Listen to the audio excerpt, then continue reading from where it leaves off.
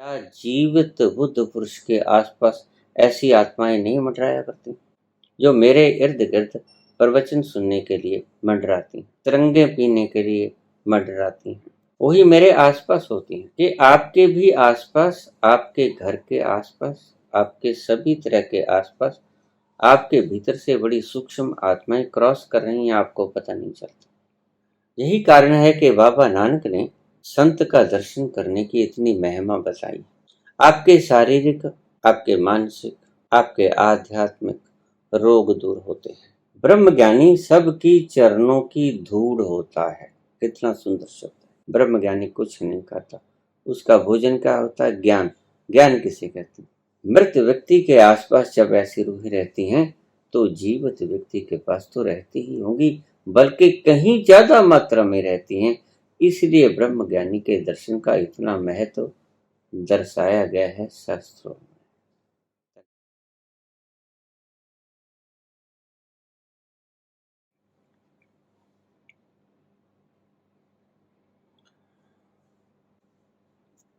बाबा आप कहते हैं कि संबोधि ग्रस्त व्यक्ति को जलाना नहीं चाहिए, दफन करना चाहिए।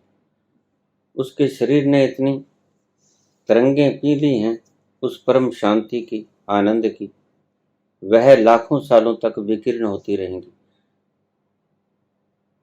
यही कारण था कि लोग समाधियों के ऊपर माथा टेकते थे और मन्नतें मानते थे और उनकी पूरी भी हो जाती थी। तो जब मृत संबोधि युक्त व्यक्ति की मजार पे, समाधि पे ऐसी शुभ रूहें फिरती हैं जो लोगों का काम संवार सकती हैं, तो क्या जीवित बुद्ध पुरुष के आसपास ऐसी आत्माएं नहीं मंडराया करती? कृपया इस बात का स्पष्ट रूप से उल्लेख करने का कष्ट करें।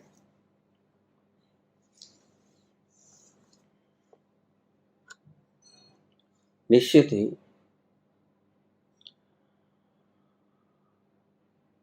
जब मृत शरीर के साथ उसकी तरंगों से प्रभाव में आकर आनंद को पीने के लिए ये शुभ विचारों वाली, उपकार करने वाली आत्माएं उसकी समाधि के इर्द गिर्द मंडराती रहती हैं, तो निश्चित ही जीवित बुद्ध पुरुष के आसपास अवश्य ही ये मंडराती है। मैंने आपसे बहुत बार कहा भी है, बातों बातों में, कहानियों में आपको कहा है कि मैं कई बार कह देता हूं कि हंसिए मत। तो मेरे सामने कोई नहीं होता, मैं अकेला होता हूं, तो बाबा किसे कहते हैं? मैं उन्हीं सूक्ष्म आत्माओं से कहा करता हूं जो मेरे इर्द गिर्द प्रवचन सुनने के लिए मंडराती हैं, तिरंगे पीने के लिए मंडराती हैं। वही मेरे आसपास होती हैं। मैंने उन वीडियोज में ये जिक्र भी किया कि आपके भी आसपास, आपके घर के आसपास, आपके सभी तरह के आसपास, आपके भीतर से बड़ी सूक्ष्म आत्माएं क्रॉस कर रही हैं, आपको पता नहीं चलता। दीवारें उनके लिए बाधा नहीं, दरवाजे उनके लिए बाधा नहीं, किलों के भीतर से वो गुजर जाती हैं। मैटीरियलिस्टिक वर्ल्ड उनको प्रभावित नहीं करता, वो इतनी सूक्ष्म है कि उनके भीतर से निकल जाती। जैसे एक्स-रेज तुम्हारे शरीर के भीतर से निकल जाती है, लेकिन एक्स-रेज की अपनी कैपेसिटी कम होती है, वो आपकी हड्डियों के बीच में से नहीं गुजर सकते।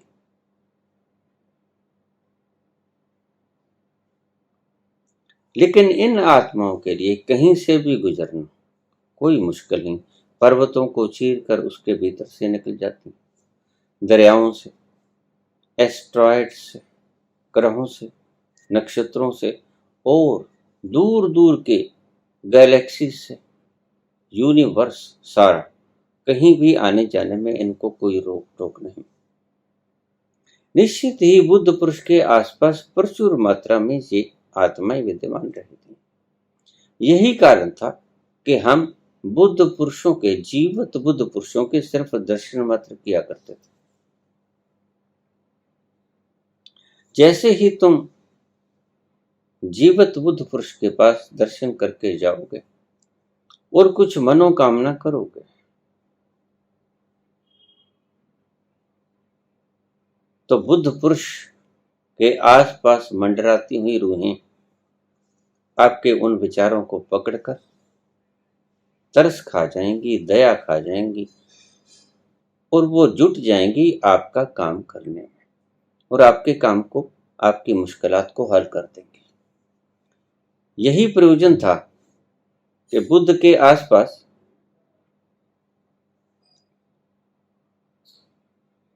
आसपास ऐसी आत्माएं मंडराती रहती थी। महावीर के आसपास, सभी बुद्ध पुरुषों के पास।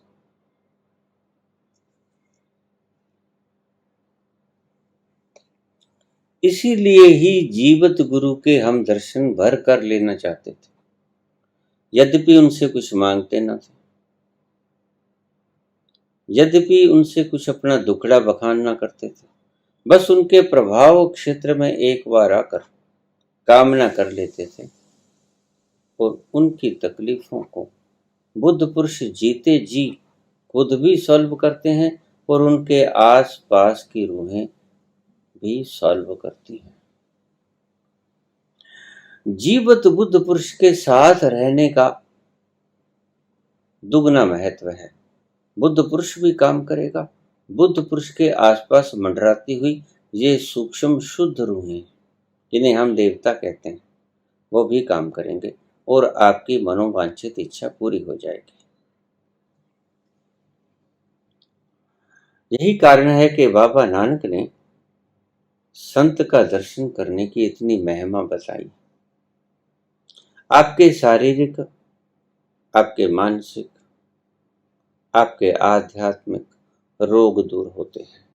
आध्यात्मिक इच्छाएं ये रोग ही हैं जो आपको तड़पा रही हैं, जो आपको आपसे जुदा किए हुए हैं। ये रोग की भांति आपको दुखित करती रहती हैं हर वक्त। क्या गुम हो गया है? हमारे पास सब कुछ है, फिर भी हम उदास क्यों हैं? फिर भी हम दुखी क्यों हैं? यह उदासी बनी ही रहती है। तो शारीरिक कष्ट, यातनाएं, मानसिक कष्ट, यातनाएं और आध्यात्मिक भूख, उसको पूर्ति करने में दैहिक, दैविक, भौतिक, ये तीनों चीजों के कष्टों का निवारण करने हेतु बुद्ध पुरुष का दर्शन काम आता है। बिल्कुल इनके आसपास रहते हैं।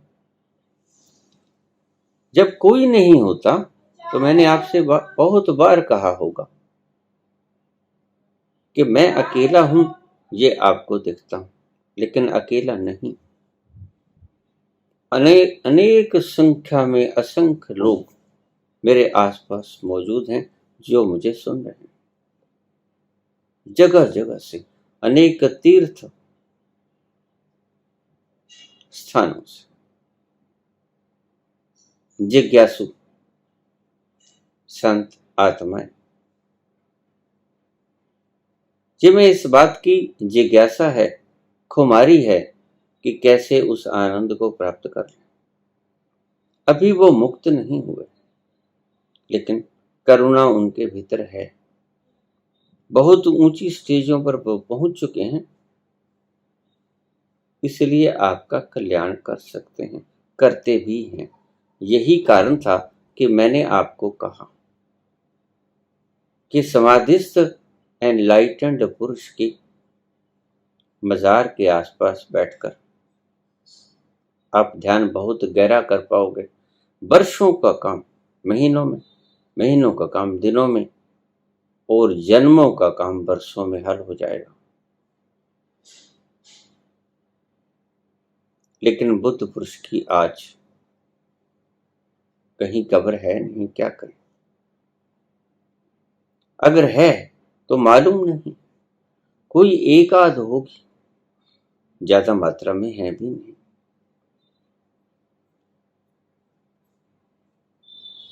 क्योंकि जब हम गुलाम थे तो हमारी सभी मान्यताओं को तोड़ मरोड़ दिया।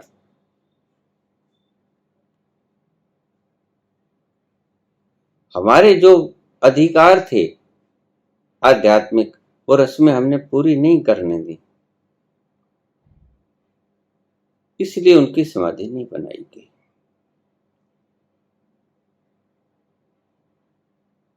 तो पूछा है, अगर मृत व्यक्ति के संबुद्ध पुरुष के समाधि के पास इतनी अच्छी रूहें विशाल मात्रा में एकत्रित होती हैं, तो क्या जीवित बुद्ध पुरुष के पास ये अच्छी रूहें विद्यमान नहीं होती? बिल्कुल होती हैं, ज्यादा मात्रा में विद्यमान होती हैं और दुगना रस लेती हैं।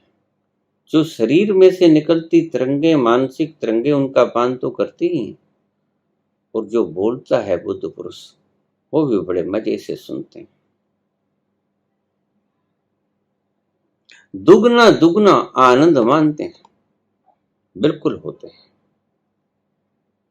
यही मंतव्य था तीर्थ स्थानों पर जाने का, लेकिन आज तीर्थ स्थान नहीं रह गए हैं, मात्र एक सिंबल, चिन्ह, प्रतीक चिन्ह मात्र रह गया।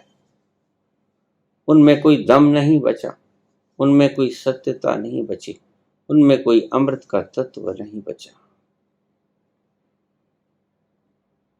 तो इसीलिए प्रबुद्ध व्यक्ति के दर्शन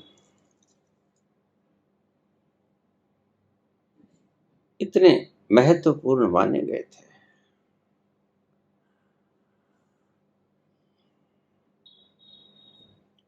ब्रह्म ज्ञानी सगल की गन्ना,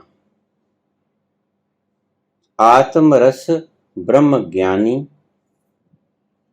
छीना। ब्रह्म ज्ञानी सबकी चरणों की धूड़ होता है। कितना सुंदर शब्द है। इसके गहरे रस में जाएंगे तो ब्रह्म ज्ञानी सबों की चरणों की धूड़ होता है। इतना निम जाता है व्यक्ति कि वह आपके चरण की रज के समान हो जाता है। सभी की चरण रज के समान हो जाता है ब्रह्म ज्ञानी। ब्रह्म ज्ञानी सगल की गन्ना, ब्रह्म ज्ञानी सबके चरणों की धूड़ होता है। सबके, कोई पापी है, कोई पुण्यात्मा है, कोई ज्ञानी है, कोई अज्ञानी। आत्म रस ब्रह्म ज्ञानी छीना, क्योंकि ब्रह्म ज्ञानी अपनी आत्मा के रस में मगन रहता है। ब्रह्म ज्ञानी की सब ऊपर माया, ब्रह्म ज्ञानी ते कछु बुरा न पया। ब्रह्म ज्ञानी किसी का बुरा नहीं कर सकता। ब्रह्म ज्ञानी के ऊपर सबकी कृपा होती है। ब्रह्म ज्ञानी से कुछ बुरा नहीं होता। ब्रह्म ज्ञानी सदा समदर्शी, उसके लिए ना बुरा होता है ना अच्छा होता है। जो है परमात्मा है, और परमात्मा ना बुरा है ना अच्छा है, इन दोनों से पार है। ब्रह्म ज्ञानी सदा समदर्शी, सबको समान रूप से देखता है। क्यों? क्योंकि वो एक ही में लीन हो गया है, इसीलिए उसे भेद दृष्टि समाप्त हो गई है। वो जहां देखता है वहां जर्रा जर्रा वही देखता है जो मालिक है, इसलिए वो समदर्शी हो जाता है, यानी उसमें भेद बुद्धि नहीं रहती, ये अच्छा ये बुरा। ब्रह्म ज्ञानी की दृष्टि अमृत बरसी। अगर ब्रह्म ज्ञानी की दृष्टि आप पर एक बार पड़ जाए सच्चा साहब जे नदर करे ते कागो हंस करे।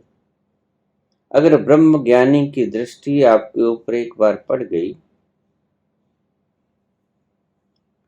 अमृत बरसी, आपके ऊपर अमृत बरस जाएगा। उसके सानिध्य में जाने से ही आपके ऊपर अमृत बरस जाएगा।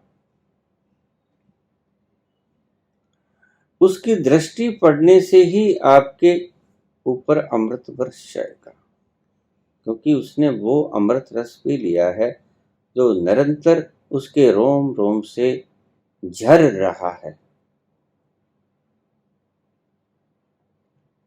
ब्रह्म ज्ञानी बंधनते मुक्ता, ब्रह्म ज्ञानी के कोई बंधन नहीं होता, वो तो बल्कि बंधनों को काटता है।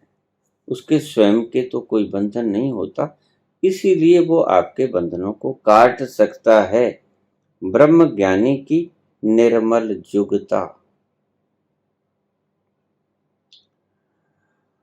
ब्रह्म ज्ञानी शुद्ध मर्यादा में होता है।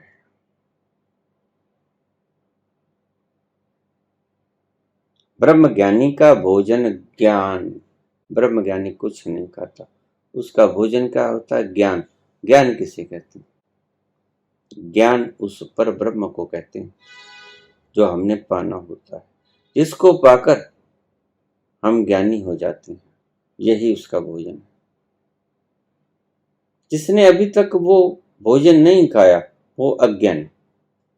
ब्रह्म ज्ञानी का भोजन ज्ञान, वो और कुछ नहीं खाता, वो ज्ञान खाता है, उसका भोजन ज्ञान। ब्रह्म ज्ञानी का भोजन ज्ञान, नानक ब्रह्म ज्ञानी का ब्रह्म ध्यान। नानक कहते हैं कि ब्रह्म ज्ञानी का ध्यान क्या होता है? ब्रह्म ज्ञानी का ध्यान सदा ब्रह्म में ही रहता है। जिधर देखता हूं उधर तू ही तू है, हर जरे में तू ही तो रूबरू है। ब्रह्म ज्ञानी सदा निर्लेप। ब्रह्म ज्ञानी को कोई चीज छू नहीं सकती, जैसे कमल कीचड़ में रहता हुआ भी रत्ती भर भी कीचड़ से ग्रसित नहीं होता। कीचड़ में होता है पर कीचड़ से ग्रसित नहीं होता, कीचड़ उसको दूषित नहीं कर पाता। नानक ब्रह्म ज्ञानी का ब्रह्म ध्यान, उसका ध्यान सदा ब्रह्म में रहता है, यानी जिधर भी उसका ध्यान जाता है। इसकी सिंपल डेफिनेशन समझिए, व्याख्या। ब्रह्म ज्ञानी का ध्यान जिधर भी जाता है उसे वो ही नजर आता है, ब्रह्म ही ब्रह्म। जिधर देखता हूं उधर तू ही तू है, हर जरे में तू ही तो रूबरू है। बिल्कुल, जिसने ब्रह्म जान लिया उसके आसपास वो रूहें जिस अमृत को पीना चाहती हैं, जो कि लाखों वर्षों तक प्रवाहित होता रहेगा। एक एनलाइटमेंट के द्वारा इतनी किरणें वो पी जाता है, उसका शरीर और मन बुद्धि, वो लाखों साल तक उसके रोए रोए में से बाहर निकलती रहती हैं, विकीर्ण होती रहती हैं। इसीलिए ये मड़ी मसानों के ऊपर जाकर माथे टेकने का जो रिवाज बनाया था वो आज सिर्फ रिवाज मात्र हो गया है, क्योंकि ये मड़ी मसानों के अंदर अज्ञानी लोग दफन है। इनके भीतर से कुछ नहीं निकलता, इनके भीतर से कोई, इन्होंने तरंग पी ही नहीं उस अमृत की, तो तरंग का निकास कैसे होगा? कैसे वो रेज रिफ्लेक्ट कर पाएगा जब उसने पी ही नहीं? निश्चित ही ब्रह्मज्ञानी के आसपास ऐसी आत्माएं रहती हैं, बहुत मात्रा में रहती हैं। ब्रह्मज्ञानी एक तीर्थ होता है, तीर्थ स्नान मत करना, क्योंकि तीर्थ आज एक छलावा बन के रह गया है। जिस उद्देश्य से तीर्थ जाते थे, आज वो उद्देश्य खत्म है। तीर्थ जीता जागता, तीर्थ नावा जे तिस पावै, बिन पाने की नाई करा। अगर तेरी इच्छा हो तो मैं तीर्थ में स्नान करूं, वो तीर्थ कहाँ है? वो आपके भीतर ही है तीर्थ। गहरे उतरकर उस तीर्थ में नहाओ, डुबकी लगाओ, खूब मल मल के नहाओ। आनंद से सराबोर उस मदहोशी को पी जाओ। आनंद से झूमो, खुश रहो, मौज मनाओ। ये आपकी गति होनी चाहिए, लेकिन गति तो आपकी दुख होती है। दुख ही पाया सारे जीवन में, और अंत तक तुम दुखी ही रहते हो। मृत व्यक्ति के आसपास जब ऐसी रूहें रहती हैं, तो जीवित व्यक्ति के पास तो रहती ही होंगी, बल्कि कहीं ज्यादा मात्रा में रहती हैं। इसलिए ब्रह्म ज्ञानी के दर्शन का इतना महत्व दर्शाया गया है शास्त्रों में। धन्यवाद।